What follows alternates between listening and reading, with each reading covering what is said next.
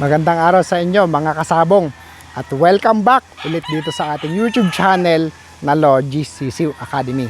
So, ang topic natin ngayong araw na to ay ang paggawa ng breeding materials. So, paano nga ba tayo gagawa ng half and half?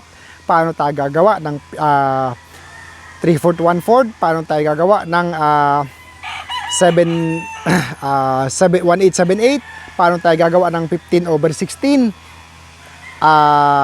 And so on so forth. So kumbaga marami ang nagtatanong sa atin ng mga beginners and kumbaga nakakatuwa naman na nakaka-curious sila para alamin kung ano yung mga yon and ano ang purpose ng mga yon. So eto sa akin ito personal opinion ko at practice ko lang naman. So paggagawa ako ng mga battle crosses, yan ang tinatawag kong either half and half or 3/4, 1/4.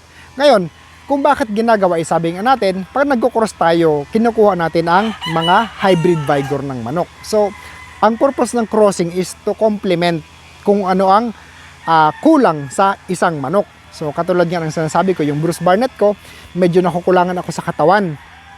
Kaya, pinapasok ko siya sa hatch pag gagawa ko ng panlaban. Kaya nagko-complement siya kasi nagkakakatawan and mas lalong dumidiin ang palo kasi power ang hatch. So pag nagko-cross tayo, dapat alam natin kung bakit natin sila kinocross. Ngayon, ano ang tinatawag na 3/4, 1/4? So ngayon, sabihin natin, kinross mo ang sweater, Bruce Barnett sweater sa hatch. So pag kinross mo sila, ang lalabas dyan, 50-50, half and half. Kung parehong puro silang dalawa, puro in terms of abilities, in terms of character, not the purity of the name. So, ngayon, pag binread mo silang dalawa, ang lalabas niyan half and half. Ngayon, gusto mong masubukan kung talagang kaya pa nila ang 3/4, 1/4, ibabalik mo ngayon sa either sa kabilang side, sa sweater side, magiging 3/4 na siya. Lalamang ang sweater side niya. Magiging 75% sweater, 25% siya na hatch. Pag binalik mo naman siya sa hatch, magiging 75% hatch siya, 25% sweater. Ngayon, paano ang pagbalik?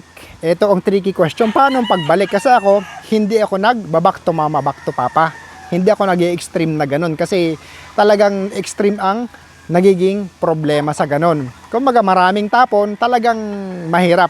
So ang ginagawa ko, yung kapatid ng nanay niya or yung kapatid ng tatay niya, doon ko binabalik. Back to tito, back to tita. So na-achieve ko pa rin ang consistency. Yung 3/4, 1/4, na-achieve ko pa rin ang 3/4, 1/4 na mga percentage na yun na yung character na hinahanap ko, lumalabas pa rin. So, ulitin ko, back to tito, back to tita ako, hindi ako back to mama, hindi ako back to papa. Kasi pag nag-back to mama, back to papa, parang biglang-bigla ang pagliit ng manok, biglang-bigla ang pag-iksi ng paa, biglang-bigla naging masasakitin sila, biglang-biglang maraming diferensya kasi parang pinapalabas mo lahat ng sakit ng bloodline na yan pag nag-back to mama, back to papa. Sa akin lang naman yun, kasi ang iba ginagawa yan and I respect their opinion kasi may sarili silang method, may sariling paniniwala, may sariling abilidad na nire-respeto natin kasi may mga napatunayan na rin naman sila sa ginagawa nila.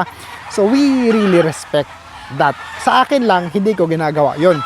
So indirect inbreeding ako, back to tito, back to tita.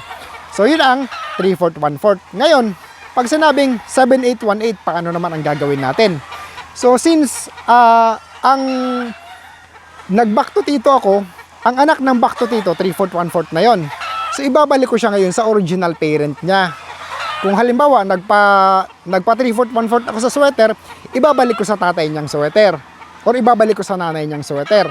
So lamang na lamang ang sweater side. So magiging 7/8, 1/8 na siya. Ngayon, paano ang 15/16?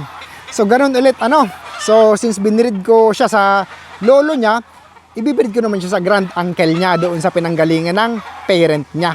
So indirect inbreeding pa rin. Hindi gaanong malalim ang inbreeding depression. Hindi gaanong bumababa, hindi gaanong lumiliit. Healthy pa rin sila, vigorous pa rin sila. Marami ka pa rin makukuhang maayos sa kanila na pang-material. Now, bakit tayo gumagawa ng 15/16 or 31/32? Ngayon, ginagawa natin yun to produce breeding material or seed fowl. Kasi sabi ko nga sa inyo, pag talagang nag-inbreed ka na magkakalapit na family, liliit, bababa ang mga yan Kaya kailangan, kumbaga, line bred tapos outbred. So, ibang usapan naman yun. Ano, pag sinabing line bred, Bruce Barnett ang manok ko, mag-import ako ng Bruce Barnett, ila-line bred ko siya, tapos, ibibreed ko uli sa mga tito niya, sa mga ninuno niya. So, kumbaga, dito ko ibabalik lahat sa local ko na Bruce Barnett kasi yun ang subok ko. Yun ang subok ko, yun ang universal blood na manok ko. So, kung yun ang subok ko, doon ko lang siya ibabalik, doon ko ibabalik. Kasi, pag binreed ko both side, pinaghalo ko, hindi mo na alam kung sino magbibigay ng bad blood or bad character in the future. Whereas alam kong good character ang binibigay ng mini-maintain kong Bruce Barnett, alam ko na ang ipinasok kong dugo, yun ang masama. Kaya yun ang tatanggalin ko if ever man magtatanggal ako. So, buo uli ang manok ko. Maghahanap uli ako ng panibagong Bruce Barnett sa abroad na imported na magre-reinvigorate sa bloodline ko na Bruce Barnett. So, ganun ako gumawa ng mga breeding material. Kasi kumbaga talagang pag nag-i-inbred din naman ako, sabi ko nga sa inyo, back to tita, pero sa kalaunan, lumiliit talaga. So, importante lang sa akin ang genetic contribution niya. Ang genetic contribution, kung ano nakapaloob sa bloodline niya. Hindi ko anong hitsura niya. Hindi ko anong paa niya, hindi ko anong fighting style niya, hindi ko anong tayo niya, hindi ko anong katawan niya. Kung ano nakapaloob sa kanya. Kasi, pag nag-outbreed ako ng mga galing sa imported, ibabalik ko na naman sa kanya, gaganda na naman siya, babalik na naman ang vigor, babalik na naman ang hitsura, ang postura ng mga Bruce Barnett ko. So, ganun ko lang siya i-maintain. Line bred and outbreed. So, I hope marami rin sa inyo ang nakakuha sa topic natin na to. Medyo sa una, ako nahirapan din ako. Hindi ko rin kayang ipaliwanag ito nung una. Pero kalaunan, sa pag-breed na rin natin, na gagawa na rin naman natin. So, I hope kayo ma-maintain nyo rin ang bloodline nyo na katulad ng mga nabanggit ko.